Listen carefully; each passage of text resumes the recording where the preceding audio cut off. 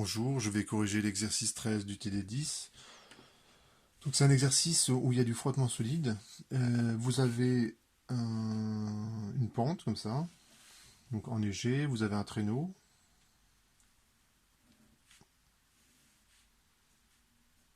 Et vous avez un bonhomme qui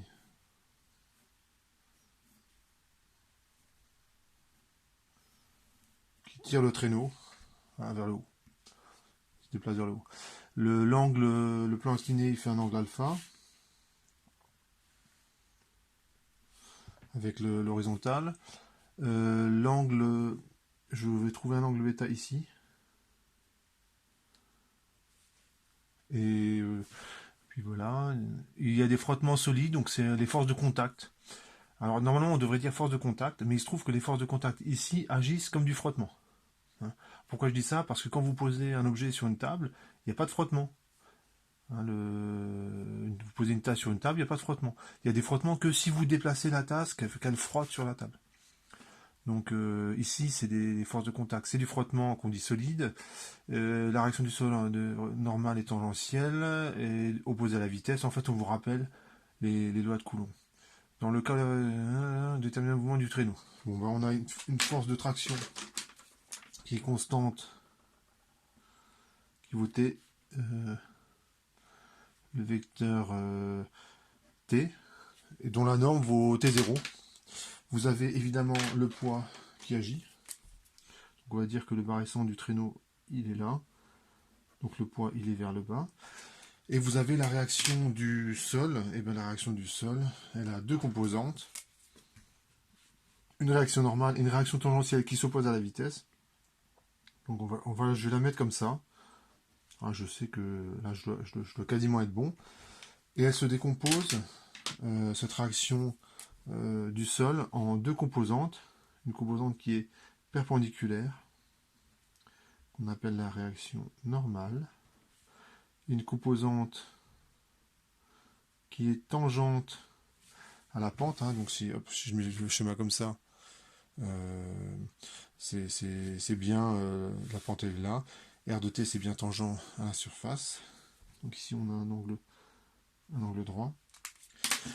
Le référentiel, ça je le précise de toute façon. Hein, de toute façon, il faut que je l'écrive ça. Donc, c'est le premier truc que j'aurais pu écrire avant même de lire les questions. Système, c'est le traîneau. Donc je n'inclus pas le bonhomme dans le système. Le bilan des forces, vous avez la tension du fil, le poids et la réaction du sol. Vous remarquez que les points d'application des forces sont pas du tout au même endroit.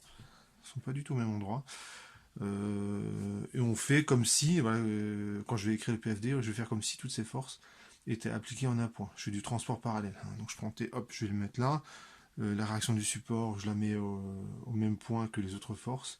Et quand je fais la somme, je dis que c'est la masse fois l'accélération. Donc, donc ça aussi, je l'écris. J'ai pas vraiment lu la question. Hein, c'est donc dans le cas 1, déterminer le mouvement du traîneau. Voilà. Je projette. Alors quand je projette, évidemment, il faut que je projette astucieusement. Donc je prends l'axe des X comme ça, et je vais projeter directement sur l'axe des X. Alors si je prends l'axe des X comme ça, et ben certainement que voilà, je peux définir mon repère Y, je le prends comme ça, et Z, je le prends vers vous. Mais moi, ce qui m'intéresse, c'est que la projection, suivant X et Y, en fait. Alors, mx secondes. Le poids, quand je le projette suivant X, il y a quoi? Ça fait moins mg sinus alpha. Donc, quand j'écris ça, on regarde le schéma. Et j'ai pris alpha petit. Bon, pour des raisons aussi pratiques, évidemment. Alpha petit. Et donc, la projection du poids, il faudrait que... Voilà, elle va de là jusqu'à là. Elle est négative. Elle est plutôt petite. Négative, plutôt petite quand alpha est petit. La réaction du sol, il n'y a que la réaction tangentielle. Et la réaction tangentielle, c'est K fois la réaction normale en norme, Et comme il y a un signe négatif, enfin comme c'est RT il oppose à X, il y a un signe négatif.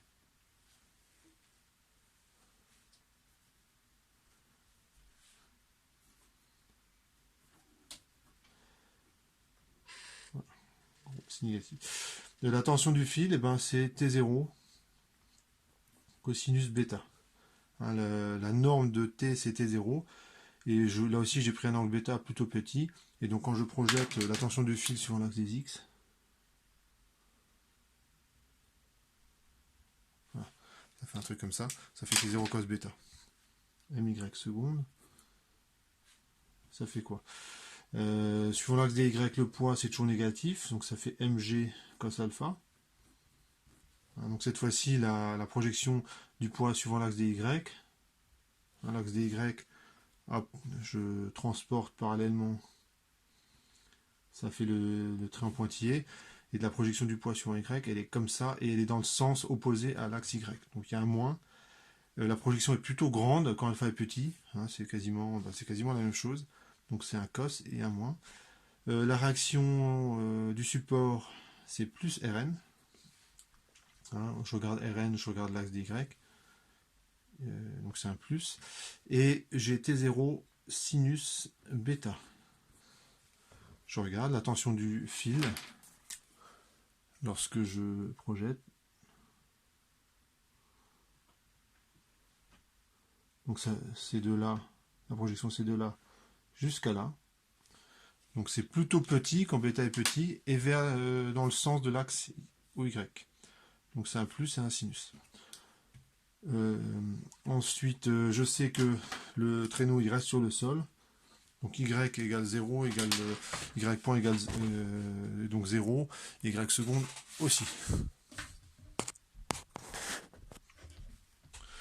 Et donc x secondes, ça vaut, alors la masse ici je vais diviser le tout par la masse, ça fait moins g sinus alpha moins k sur m. Et Rn, je vais le remplacer directement. Ouais, non, je ne remplace pas. Tout de suite, plus T0 sur M, cos bêta. Rn, je vais l'isoler. Donc ça vaut Mg cos alpha moins T0 sinus bêta. Donc le sens de cette égalité, c'est que la réaction normale, bah, c'est le poids projeté. Et ce terme-là, il a tendance à alléger le traîneau. Effectivement, quand le bonhomme il tire le traîneau, eh ben, il le soulève un petit peu. Il le soulève un petit peu parce que la tension du fil est un petit peu vers le haut. Donc c'est le sens de ce terme-là. Le R de N, je le remplace, ça fait x secondes égale moins g sinus alpha moins k sur m. Je recopie Rn, cos alpha moins T0 sinus bêta plus T0 sur m cosinus bêta. Et en fait, donc j'ai déjà répondu à la question. Ce que je remarque, c'est que x secondes, c'est une constante. Tous ces termes-là, c'est des constantes. En supposant que le bonhomme il tire avec une force constante. Donc, en pratique, vous prenez x secondes égale 0. Au mieux, vous déplacez à vitesse constante. Quand vous avez un truc comme ça, vous ne pouvez pas accélérer continuellement, parce qu'il y a forcément un moment donné, vous allez trop vite. Donc le bonhomme, il ne va plus arriver à suivre. Et éventuellement, le bonhomme, il arrête, il tire pas assez fort, et le truc s'arrête tout doucement. Donc le plus probable, c'est x secondes égale à 0. Bon, une fois qu'on a dit que ça c'est constant, et ben, on a un mouvement qui est uniformément accéléré. Éventuellement un mouvement à vitesse constante si x secondes est nul. D'accord. Donc là, en fait, j'ai répondu à la question. Je vais quand même réécrire cette formule-là. Je vais rassembler tous les termes en G d'un côté et tous les termes qui dépendent de T0 de l'autre. Donc ici, ça fait G. Je mets un moins devant, donc j'ai sinus alpha plus K cosinus alpha plus T0. Alors, je vais mettre T0 sur M. Ça fait K sinus bêta plus cos bêta. Je vérifie qu'il n'y a pas d'erreur. Donc c'est ok. On pose. Alors, normalement, l'exercice, je pourrais m'arrêter là. Hein, ce que je suis en train de faire là maintenant, c'est juste de la réécriture. Donc normalement, voilà, vous avez écrit ça, vous pouvez vous arrêter. Je continue. C'est simplement que on peut réécrire ce truc-là pour que ce soit un petit peu plus lisible. Parce que quand on a écrit une formule comme ça, elle est, en fait, on voit rien dans cette formule-là. Elle est trop, elle est pas bien écrite. On pourrait dire ça comme ça. Je pose K, ça vaut tangente de phi. Donc on peut toujours le faire. Il y a toujours un angle phi qui marche. L'angle phi, il a un sens physique. C'est le demi-angle au sommet du cône de glissement au cône de frottement. C'est-à-dire que quand ça glisse, la réaction du sol, elle prend appui sur le cône. Ce qui est le cas ici. Donc on a droit le matheux, il vous dit que vous avez le droit de faire ça. Et le physicien, il rajoute en plus que phi, il a un sens physique. Je remplace. Ça fait x secondes égale moins g sinus alpha plus. Donc je remplace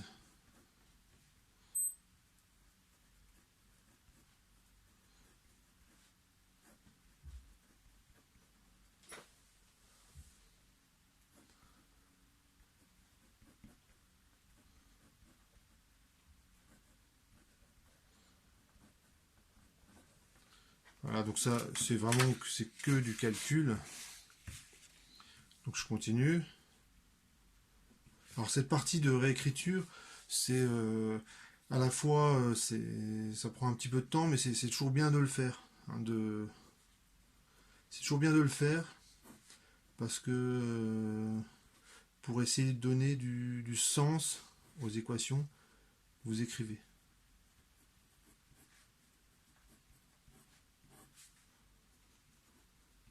Voilà. L'équation, je la mets sur 2 lignes.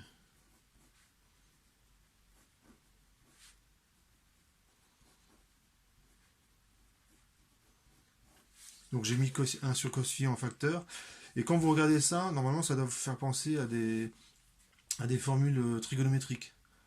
Hein, c'est sinus A plus B, c'est sinus A, sinus cos B plus cos B, sinus A. Donc ici on reconnaît ce truc là. Ça fait sinus de alpha plus phi. Et ce truc là, en dessous, on reconnaît cos A plus B. C'est cos A cos B moins sinus A sinus B. Donc ce que je vais faire, c'est que je vais mettre un signe moins ici. Et, et le signe moins, je le mets là. Je le rentre dans la parenthèse. Donc ça fait cos A cos B moins sinus A sinus B. Et ici, je mets un signe moins. Et bien ce truc là, ça vaut cos bêta moins phi.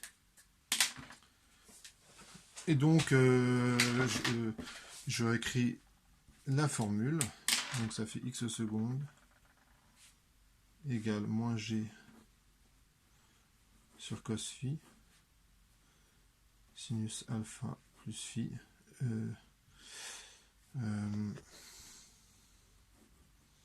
voilà, plus T0 sur M cos phi, facteur de cosinus bêta moins phi. Bon. C'est la formule d'avant, c'était celle-là. On la met sous cette forme-là. Alors, et je vais la commenter un petit peu. Les seuls paramètres qui dépendent de la personne, de celui qui tire, c'est T0 et bêta. Hein, donc la personne, elle peut tirer plus ou moins fort. Elle peut changer l'angle bêta en prenant un fil plus ou moins long. Hein, plus le fil qu'il utilise est long, plus bêta va être petit. plus le fil que la personne utilise est court, plus bêta, ça va s'approcher de pi sur 2. Phi, c'est pas vous qui le choisissez, hein, ça dépend de l'état de la neige, ça dépend du traîneau. Alpha, évidemment, c'est pas vous qui le choisissez non plus. Ni G. Donc les seuls paramètres qui dépendent de la personne, c'est ces deux-là. Je suppose que la personne, elle tire à vitesse constante. Donc ce que je peux regarder, c'est pour quelle valeur de bêta c'est le plus efficace. Hein, alors dans cette formule, ça se voit. Dans cette formule, qui est ici, ça se voit pas vraiment. Donc ce que je vais tracer, c'est X secondes en fonction de bêta. Donc bêta, c'est je vais de 0 à pi sur 2. Et quand je trace ce terme-là, et je suppose que T0 est constant, ça c'est constant. Donc en fait, ce qu'il faut que je trace, la formule que je dois tracer, c'est du style X secondes égale une constante plus une autre constante cosinus bêta moins phi. Et bien ça, le cosinus bêta moins phi, il atteint sa valeur maximale lorsque bêta égale phi. Donc si phi, admettons, est là, phi, je vous rappelle que c'est le demi-angle au sommet du cône de frottement, et bien le X secondes, il fera un truc comme ça.